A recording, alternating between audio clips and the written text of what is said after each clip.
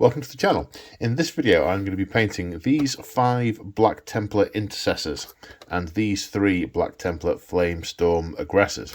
Now the way I'm going to do it is I'm going to set the camera up perching over my shoulder and I'm going to paint these in a batch. I've got all my colours lined up.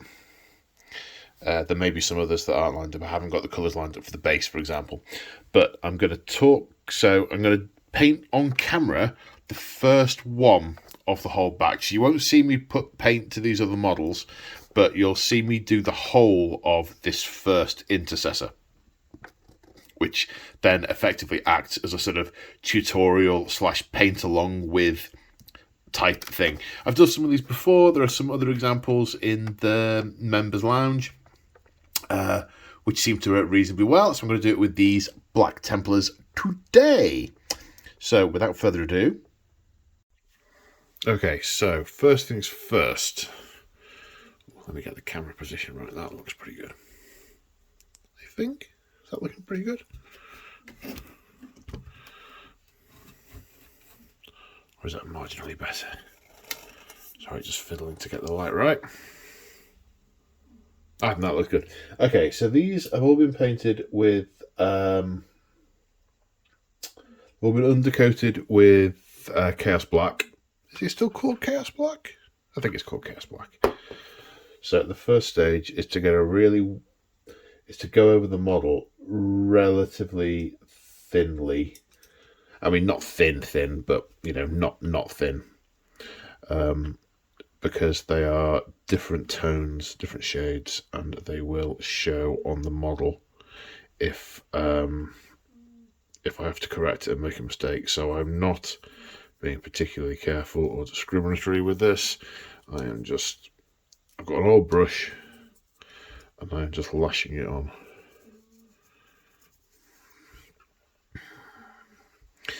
This is where some people suggest that I had a conversation a little while ago about airbrushing, and I'm like, yeah, but it doesn't really appeal to me for lots of different reasons. And one of the things that they tried to persuade me on, and they did a reasonable job, to be fair, was that the airbrush is really good for getting the base colours onto the model and not having to basically faff about with what I'm doing with... Oh, there's a lemmy hair. Oh, cat hair. I'm not having to faff about with what I'm doing on a model by model basis. And I must admit that does appeal, but we shall see. We shall see. Certainly not in the immediate future.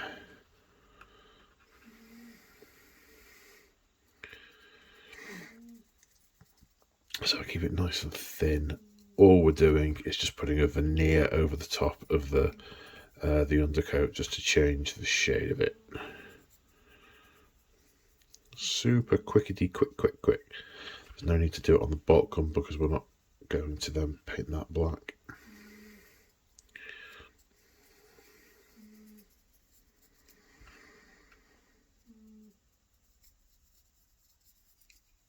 Okay, I think that's the model covered. Being a bit heavy-handed with the brush means it's quicker, and if I just go around afterwards like this, and just tickle the any pools to make sure there's not too much on any one bit of it, this can be a quick way of doing it. Okay, ready. And having done that, they look substantially the same. Before we go any further, I need to remember to say that these minis were provided free of charge from Games Workshop for my reviewing and doing videos and stuff. Apart from the aggressors, the actual aggressors I already had, but I have used shoulder pads that were on the upgrade sprue that was also provided to me. So remember that.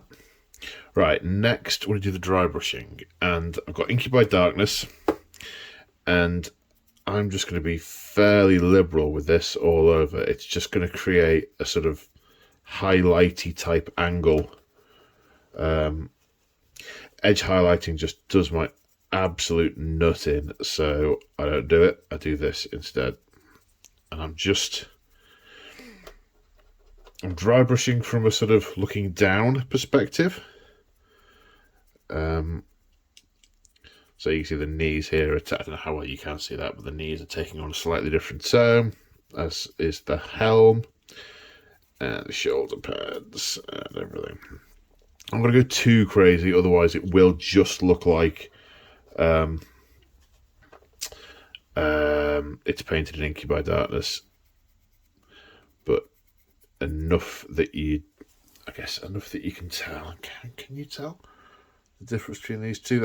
I think this one looks more three-dimensional now than this one does.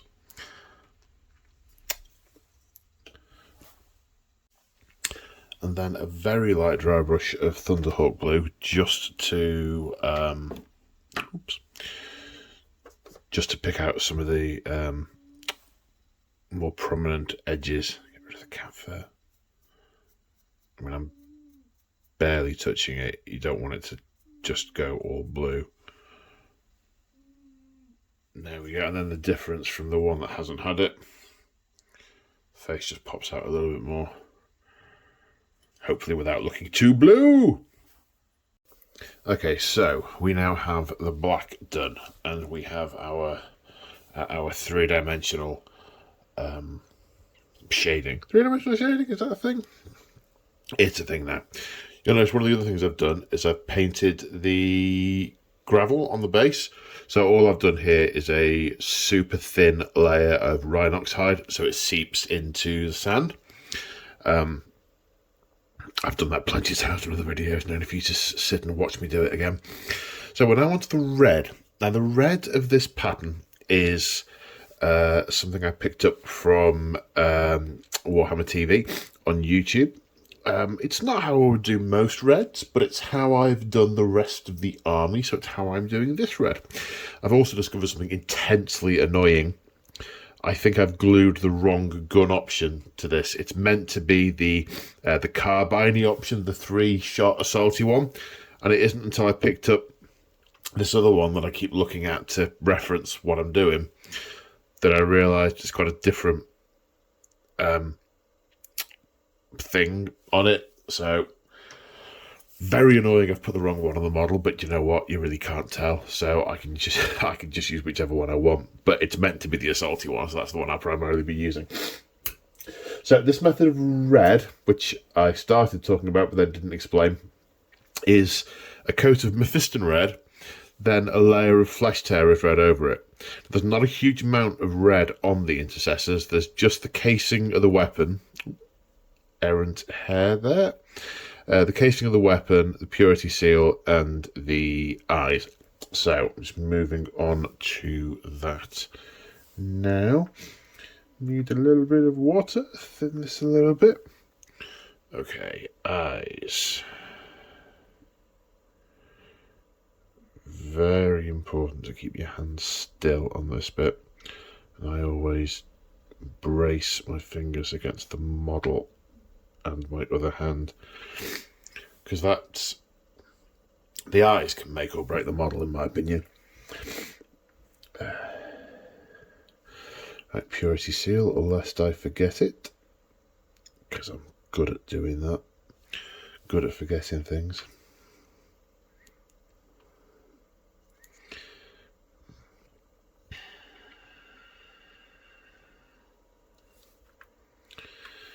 Then the casing. Let me just have a quick peek at one of these other ones. Yes, the underside as well. So just not the clip and the back bit. Okay. No, I've done that, started that again. I started this on my last video when I was just getting on and painting a bit. I started humming, and it's like, yeah, that's not good, mate. That's not good.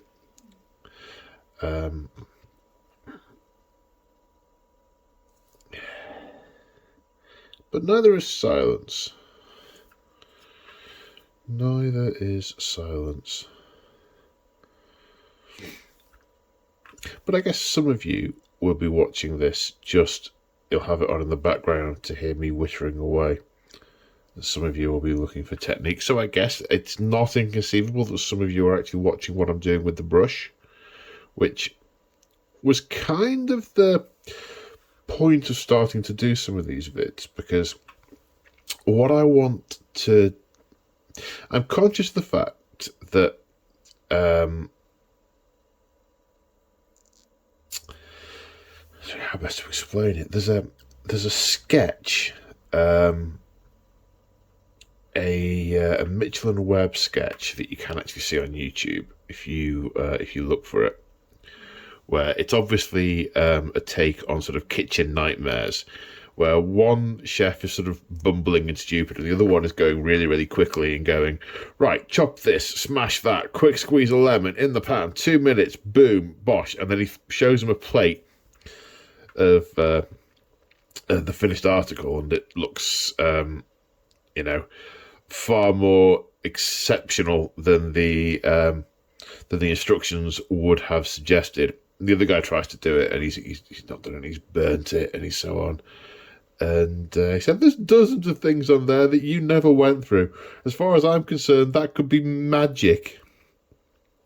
And I like that sketch for a number of reasons. And one of the things that last time I happened to see it, it got me thinking, well, I say just dry brush and just highlight and just do this thing, but maybe there are some people watching who actually want to see the brush techniques I use or people use. Because, so for example, what I'm doing right here, I've got the... I don't know what the light's doing. I've got the miniature braced.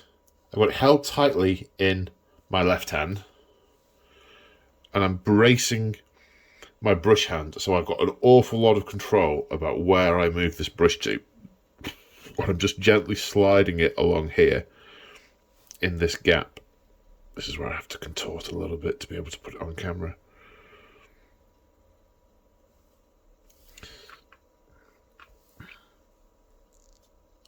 And there we go, that's pretty much covered. I think I will do a second coat on that before putting the Mephiston red on. But oh, here we go. That's the thing with the second coat, is you really don't need to be as precise with the lines, I find. You can do a lot more of just sort of... because you can be a lot more slapdash, and to my mind, that's because... generally speaking, I find you need a second coat on the big panels. It's apparent that you need a second coat on some of the big space, just not in all the little nooks and crannies and on the end panels and so on. So you only really need to briefly just skip over the bits that are sticking out. Like that. And I wonder, I can't look at why it's not focusing on the Space Marines so much. Am I too far away? Do I need to be camera closer? Maybe I do. Maybe that's what I need.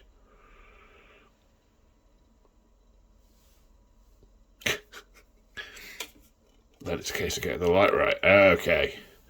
That's better. Right, yes, there's a bit more under here to do. A little bit along the top. Boop, boop, beep.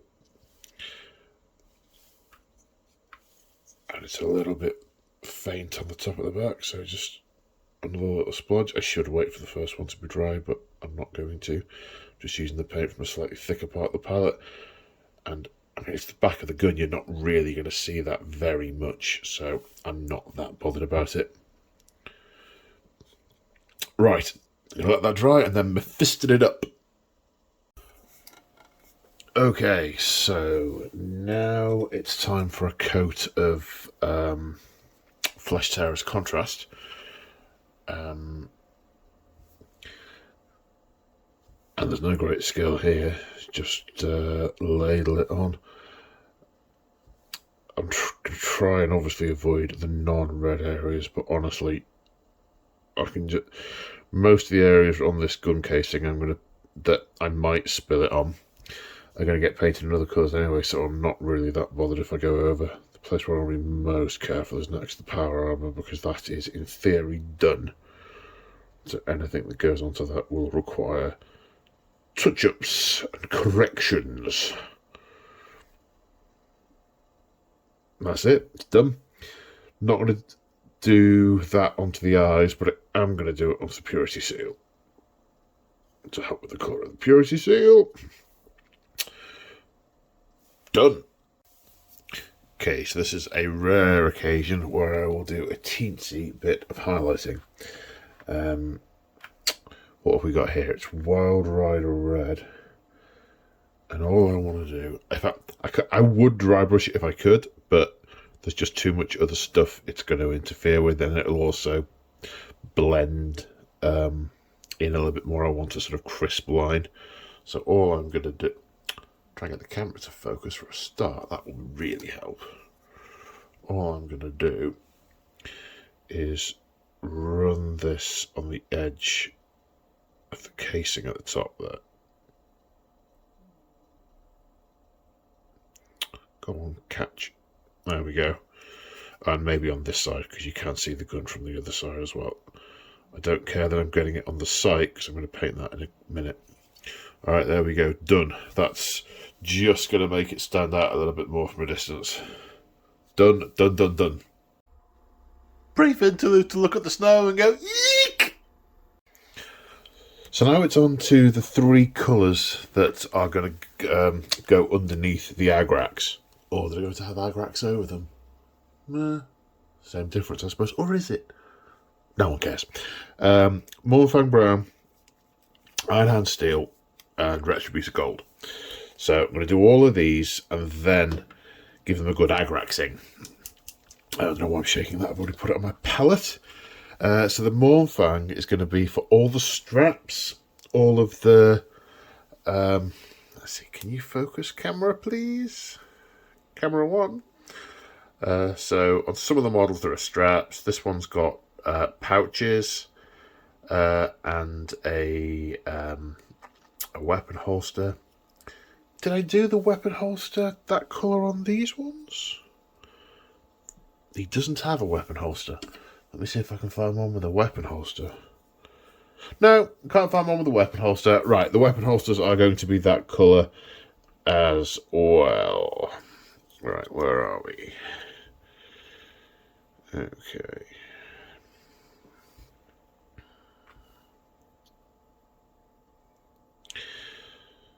So I've been watching, various things as I've been painting these. But I've had, one I'm on with at the moment is the Mummy and the Mummy Returns in the background. There's three of them, and I've just, at the start of the sequel. Within about a minute of watching the first one, I wanted to start painting Tomb Kings. And then the memory that Tomb Kings are dead. Well, I guess they were always dead, but they're now no longer an army. Boo, sad times. Because I've been playing Chaos Bane on the PlayStation, and one of the expansions is set in Nephrita, the Tomb Kingsy bit. And yeah, that's a bit that has not made it through the transition to iOS. Tomb Kings and Bretonnians, and Empire States of various sorts. I imagine / hope they are going to figure fairly prominently in the old world reboot of Fantasy Battle. Oh, fingerprint. But who knows? Who knows? Okay. So they're done. Does he have a belt I really need to do?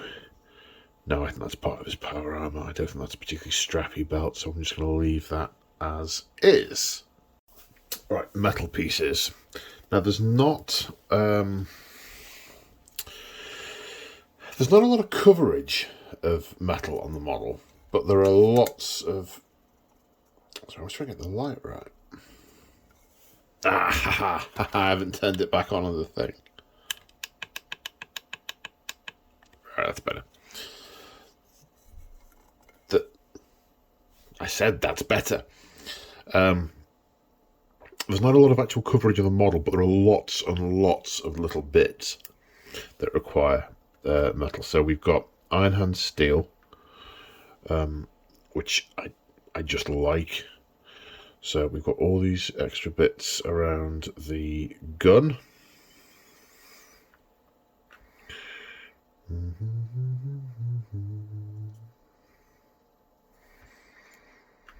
It's fiddly stuff. Fiddly. A little nuke in there. End of the barrel. Oh, don't you be clogging it up.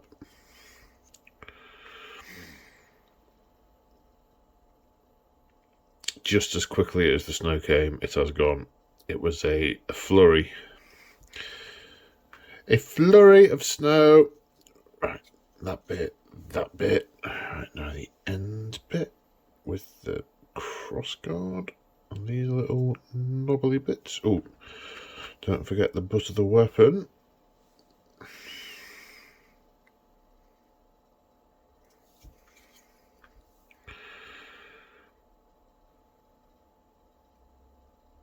There's got to be a better way of doing this. I've got like this holdy thing that holds up the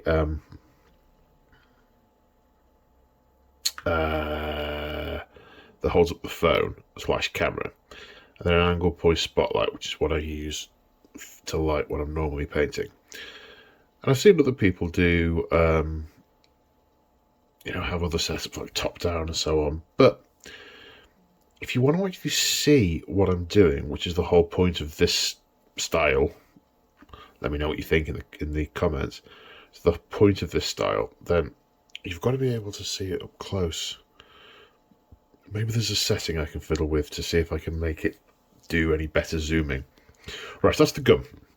What else have we got? There's a couple of pipes on his helm. Those. Oh, not that bit. Okay, there's a bit for touching up. I've got it on his gorget. There's a bit for touching up. Right, we want all of the creases in the armour. Now, I don't normally pick these out as a separate colour, because if you're painting a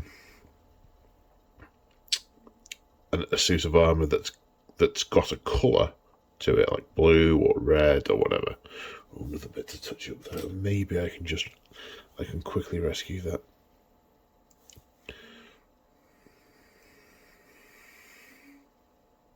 Yeah, that'd be alright. Then when you ink it, ink will settle into the creases and give you a different tone in these joints anyway.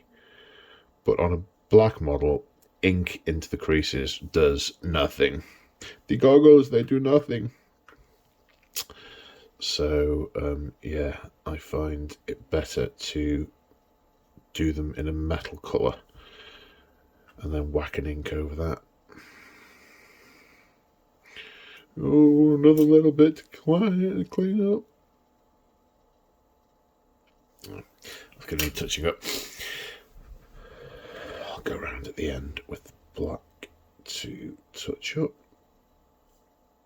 And this pipe here. Have I got all the pipes? Knee, knee, hip, hip. Elbow, elbow. Crotch, crotch. I think that's it for those. Then we've got the butt of the pistol.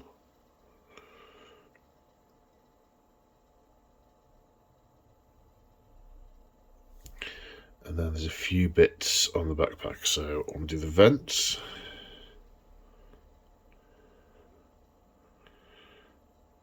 Just wipe my thumb over the end just to make sure it's not going over the top. I find it quite difficult just to get the vent and not the area surrounding the vent. I always make it too blotchy, so I tend to just, lean into it and do the whole inside of the vent and then just wipe the surface. And that looks more consistent. Otherwise, I find it can look a bit blotchy. I want to do... Don't ask me why I want to do these bits, but I did them on the first batch on the Crusaders. So now it's not particularly neat. It's not just on the river, but at arm's length you're not going to see that. Or more to the point, you wouldn't see it at all if it wasn't done that way. Now these vents, I am going to try and avoid going inside the vent on these bottom vents.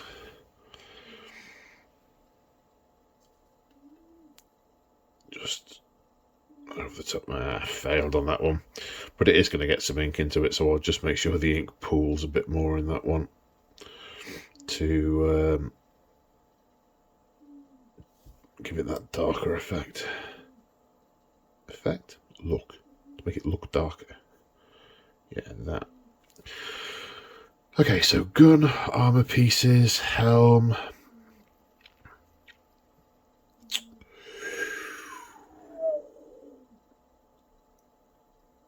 Yep. And now the gold detail. There's not a lot on the basic Intercessors. There's, to my mind, just the where are we? Oh, it's a different day, and the camera's being a bit weird. There we go. Well, that should be alright. Yeah. There's the icon on the barrels of the bolter, and then the Aquila on the chest. It's important to get a good thick.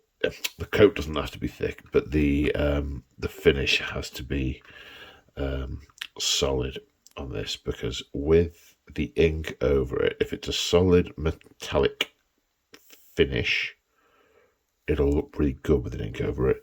If it's kind of blotchy and thin and doesn't really cover the the base coat well, then when you put an ink on it, it'll look rubbish. I remember the days when I did my early Blood Angel army, and the only real way to do this was to paint the individual leaves with different shades of yellow and orange. Feathers, not leaves. Feathers.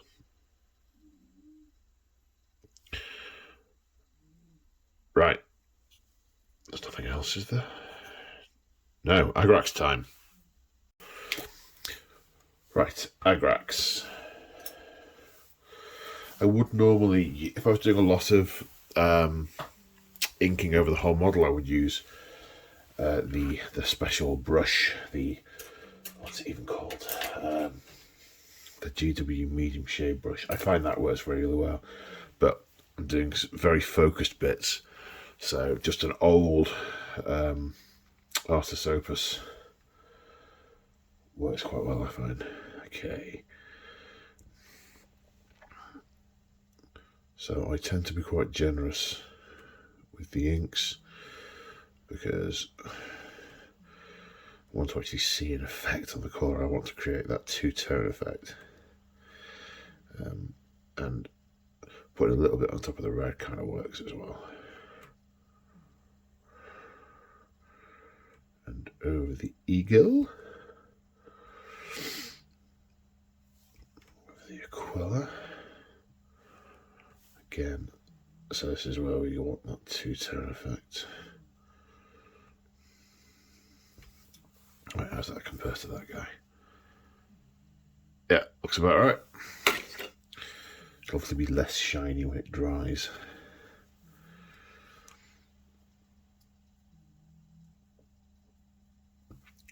Then over the leather and all the various metal bits. I spent a lot of time years ago then going over them with two other shades of like leather or metal or whatever. I just don't find the need to do that when I'm looking at them at arm's length. It just doesn't seem to appreciably change the aesthetic of the model when it's on the tabletop. And that's what I paint for. I don't paint for the challenge so much as for being able to use the models to play games.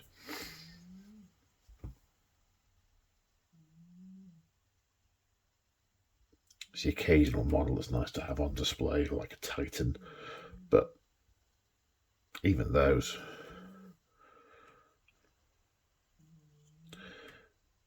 even though it's not particularly well painted, it looks good at a distance, but mainly because it's a bigger model. And these pipes.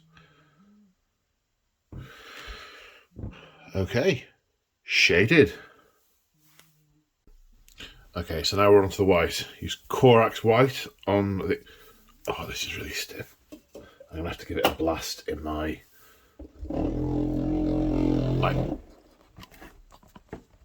paint shaker. I love that thing. Such an indulgence, but worth every penny. Ah, perfectly mixed paint. And just ready to scoop out. I got it, it arrived, and I went through every troublesome paint on the shelf to see how well it would mix it. Oh, did it mix it? Sorry. Right, so Corax white. So on this guy, it's pretty much just the shoulder pads to do. So I'm just going to be... it's the wrong brush, Paul. Pick up the right brush. Which is the right brush? That one. Alright, I'm pretty much just going to be nudging it into the shoulder pads, trying to desperately hard to avoid the cross that's already in there, because that's... oh, we need a little bit of water and this is too thick. Because that has already been shaded and painted with the dry brushes of the black layers at the start of the game. There's a bit of sense memory coming through at the start of the video, as has the trim of the shoulder pad, so I really want to avoid having to go back and redo any of that. Still too thick. Far too gloopy. Unfortunately though, when it's thin you do need 2 coats, but it's worth it. You see that's all gunked up there. That's a horrible job of that. Never mind. As well as showing people what to do, I can also show what not to do just as well. See all this stuff I'm doing? Yeah, don't do this and you'll have great results. Okie dokie. It's very fiddly, this bit. It takes longer, it also takes concentration, as I'm discovering. And concentration means less conversation.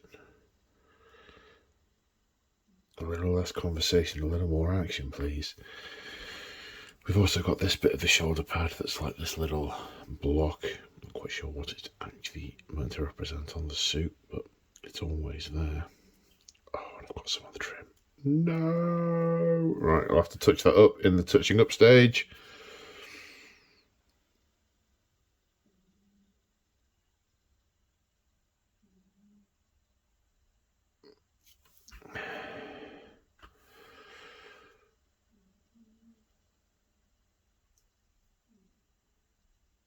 It's gone very, very quiet. They say it's a meal if it goes very quiet, it's because the food's very good. On a painting video, it's because there's lots of concentration happening. Okay, because I am practically mute, I won't show you the other pad or the second coat on this because it's exactly the same technique. So I will do it and come back to you. So the pads are now done. They had the extra coat. It did take 2 coats. There's a little bit of sheen on the base here because one of the other things I've done since I last hit record is I've done some more work on the base. I've dry brushed the gravel with Tau Light Ochre and then with Tyrant Skull and gone around the base in Steel Legion Drab to base it. Yeah, that. Right, we're near the end on this now. What I've got now is some Shepherd's bone to do the purity seals. Now it will most likely take 2 coats to get a decent coverage. I could use Morghask bone or Xandri dust, but as a base, but I tend to find that more faffy. So I tend not to do that. I tend to just stick with 2 of these.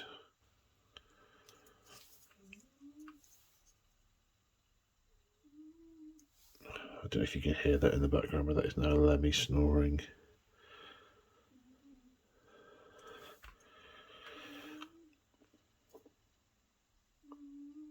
Okay.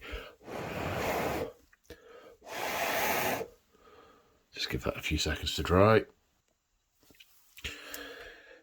Okay, second thin coat. Boop. Right, when that's dry, I'm going to drown that in Seraphim Sepia. Right, so we now have just a couple of highlights to make the model pop. I'm going to do all 3 colours at once. So let's go. Right, first off, so we've got the sepia, the Seraphim Sepia onto the purity seal. So I'm just going to put a little bit of Shepherd's bone on the raised edges.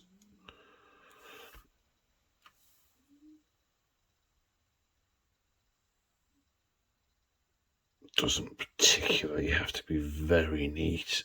It just needs to give it a sort of 3-dimensional kind of look.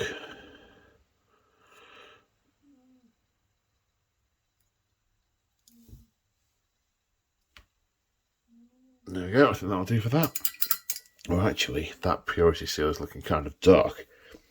So let's drop my brush, clean it. Now let's get a little bit of red. The red has run out. The best laid plans of mice and men. And there's water on it. I must have spilt a bit. Let's put some more over it.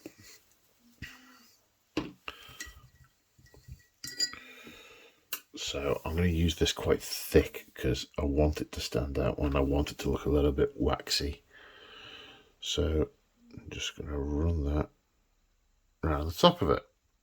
There we go. Purity seal. Boom. Now I just want to do a couple of tiny highlights on the metal. So I've got some more gold. This is the same. This is Retributor gold, so it's the same thing I used on it. Just going to do a little bit on the head of the eagle there, and a little bit along the top. I mean, these are borderline imperceptible highlights, but just that sort of shiny bit on the Aquila makes it pop. And equally, I'm going to do a little bit on this one as well, just a bit in the centre. Done. This just makes it look a little bit more 3-dimensional, which you won't necessarily see on the camera, but if you're looking at this, you would be able to tell. Ironically, really, things I'm meant to be filming in 4K. So I'm just going to do a couple of little bits on the gun barrel, just a little bit on the top of the sight. Exactly what I do doesn't make a huge amount of difference, and on the bottom of that magazine and maybe on these struts.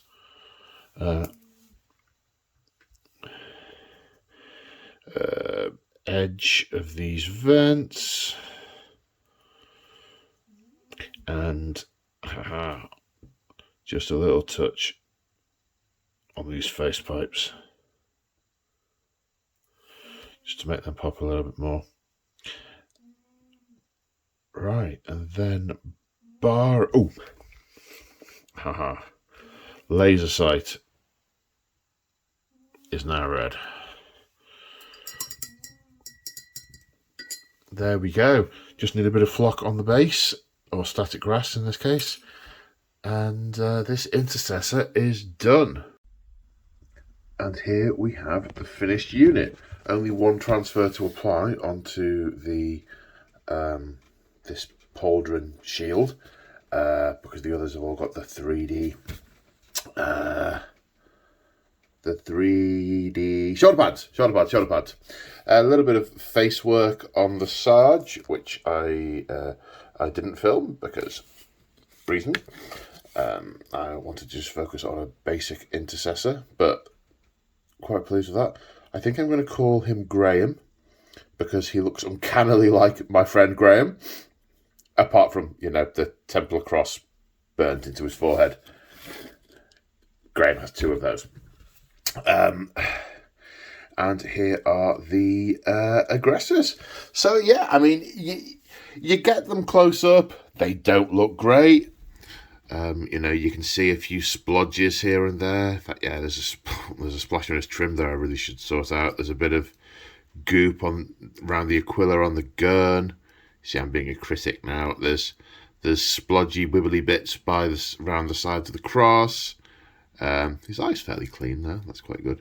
Oh, there's white bits underneath on the cross I haven't dealt with there. There's a port here I haven't put any silver on. There's still some shininess on the gun case. So you interrogate these close up, they don't look great.